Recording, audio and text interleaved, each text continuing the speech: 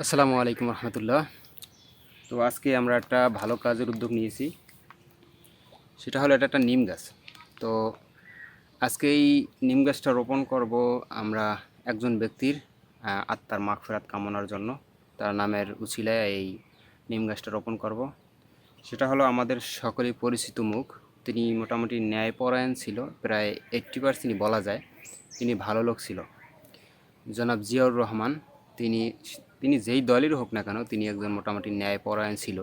সেই জন্য তার আত্মার মাগফিরাত কামনা করে এই নিম চারাটা আমি রোপণ করব। তো আপনারা জানেন যে তিনি নিম চারা পছন্দ, তিনি সৌদি আরবে যাইয়া নিম চারা রোপণ করেছে, তার একটা সুনাম আছে।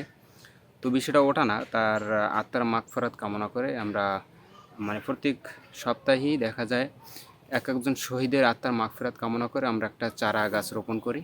তো সেই সুবাদে সেই মর্মে আমরা আজকে এটি নিম চারা রোপণ করব, সেটা জিয়াউর রহমান আত্মার মাগফিরাত কামনা করে। তো আমরা